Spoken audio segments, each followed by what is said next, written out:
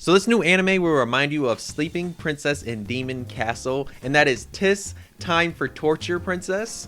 And it has the same vibe as that one, just the difference is, you know, in that one the princess wants to get a comfortable bed and she wants to sleep amazingly, but in this one it does deal with torture and a princess, but it's not the type of form of torture you might be used to, because in this one the torture is food, we'll say. So in this anime, the opening is actually like the opening scene of this whole anime is actually really good, because we have this princess and she's fighting like this cyclops type of monster and she takes it out, and it's a really dope scene. The animation, everything is peaked at the moment, the art style all looks amazing. But then we transition to her being in a prison, and that's when we're introduced to this nice, thick, bad looking demon, and she's the grand executioner when it comes to like the prison system and the demon whatever. And she comes in there, she tells the princess it's time for torture, and the princess right there, she's next to her sword, and the sword is like, yeah, the princess right here, she's never gonna snitch, she's never gonna say anything at all.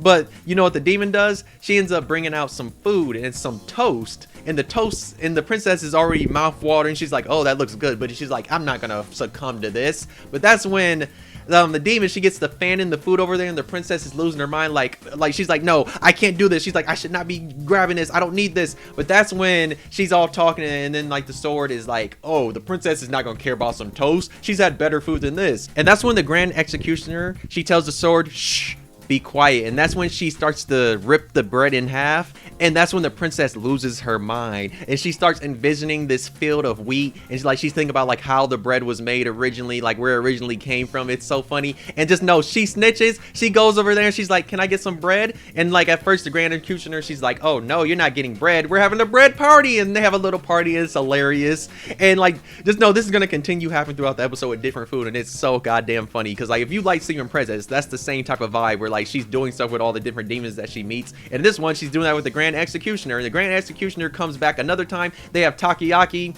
and in that one, just know the princess has a sad backstory where she gets to crying and saying like she would always see people eat that when she was in the castle, and she never had a chance to eat that. And of course her sword that's right there that can somehow talk is talking about, oh, the princess not to succumb to this. And the princess, she goes over there, and that's when the grand executioner, she's like, princess, here, try this, and puts the thing in her mouth, and she eats it, she loses her mind. And that's when she goes over to the guy that's making it, because there's also this other monster that's making it, and the monster's cheering her on. She's like, yeah, you made your first one. And she goes back to the sword, she's like, look sword, I made this. Yeah, that one had me dying of laughter. But another one that was even funnier before that happens after the bread is the late night snack with ramen. Oh my gosh, because the thing about the grand executioner is like when she's eating, she'll show you that this food is good, because she eats the ramen, she scoops some of the broth, she puts in her mouth, and she's losing her mind talking about how good it is. And then she eats some of the noodles, and she even grabs some rice, because like the princess, she's getting so mad. She's like, why would you do this? She's like, just kill me now. She's like, kill me now, because she's so goddamn bad that she can't eat this. That's when the grand executioner, she's like, here, you sure you don't want to try this? She's like, I want to eat this at a late night ramen shop. And the sword's like, this is not a ramen shop at all. And it's just so funny because she ends up eating that and having the time of her life. So she literally tells her secrets because the food looks so goddamn good, smells so goddamn good, and like she loses her mind over it. But like as episodes are going on, I'm pretty sure there's gonna be more and more people introduced, because we see from the opening there are, and in the next episode it seems like 2 other characters are gonna get introduced, and I think they're gonna be characters that are playing video games, because I saw them in the opening and it looks like they're probably gonna play games with her. But it seems like it's gonna have that same vibe as Sleeping Princess, where along the line you're gonna have all these different demons that eventually come there, or she's gonna leave the cell type of thing. Because like I get the same vibe, they have the same vibe, and I can tell because some of the openings, it shows all these different scenes of all these other demons just vibing with her. And it also seems like the demons are actually really cool, like very cool with her. It seems like her and that grand executioner are probably gonna become like best friends type of thing, because they'll be eating food all the time. Especially, it's like, dog, she literally just snitched, and then you have a bread party. That had me rolling. I'm like, I want to see this each episode. But yeah, the first episode of this was phenomenal, and I can't wait to watch the rest of this. So I went into this anime not really knowing anything besides just seeing like the promotional art. I saw that and I was like, huh, looks like it's gonna be doing something with food. Then I watched that episode and I was so excited because it just had me rolling. Because the opening scene, you're thinking like, oh, is this about to be some fighting stuff? And then you see her in prison, and then the ladies come to her, she's talking about torture, and you're like, what exactly is gonna happen? Then she pulls out the food, and I'm like, I see what's happening. You know, the old strategy that police do when they're interrogating somebody, when you know somebody snitched, when you see them come out with a bag of McDonald's, you know they snitched. That's basically what they're doing. And because, you know, the princess, she's in this cell, and you know, she's living in bad conditions, but it's like, give her this good food and she's gonna squeal like a pig. And that's what happened.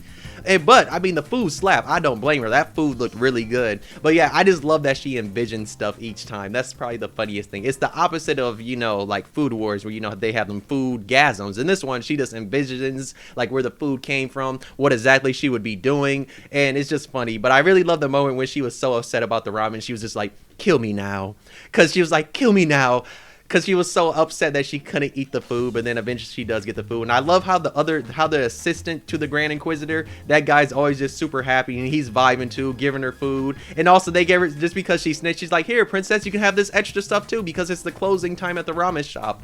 And the sword's like, dog, this is not a ramen shop, this is a prison cell. It's just funny because like she has her sword right there and the sword can talk, and I'm just like, why didn't she ever use her sword? And like, also, why can the sword talk? And like, how exactly did she get captured? Because they never really went into detail like how exactly she got captured though. But yeah, I love the art style of this too, because it looks really good. I love that too. Like, I love the art style. The animation does look really good when they're moving all that. But yeah, so far this is gonna be one of them higher anime on my list so far, because I'm looking forward to this because it was funny, and I love funny anime, and I love the vibe of this because Sleeping Princess had an amazing vibe, and there hasn't been an anime like that since that has came out. And this one came out, and we finally have an anime that has that same vibe, and I'm so goddamn happy. But yeah, if y'all seen this, let me know how y'all feel about it. If y'all have not seen it, go watch it right now. You can watch it on Crunchyroll, you can hop on a pirate ship and watch it that way too though. But yeah, boy, this one's gonna be good. This one's gonna be good. I can't wait for this to be like 7 or 8 episodes deep. I guarantee there's gonna be so much good stuff that's gonna come out by then, like meaning like episode wise with some of the funny content. But I can't lie, I need a Blu-ray of this. And also Crunchyroll, I need y'all to get a dub of this, because you know comedy anime is always better in dub.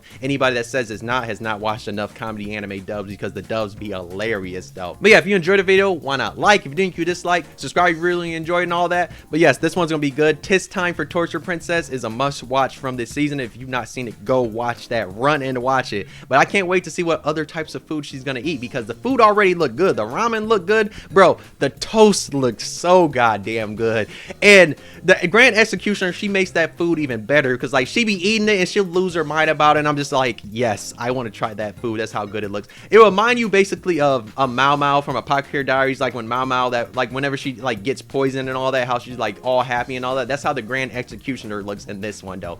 And also that Grand Executioner, she is nice. I saw her and I was like, oh, who is that? I was like, yeah, damn, who is that right there? It's like she walked in, she had the walk with the heels on too. They did a whole, like, we saw the front, we saw the back. I was just like, ooh, I want her. Yes, so that's gonna be amazing seeing that Grand Executioner, and some of the other characters are gonna come too. I can't wait to see what other characters, even though the opening kind of like, you know, spoils some of the characters we're going to see, but at the same time that's just showing them. We don't know what their personalities or anything is like though.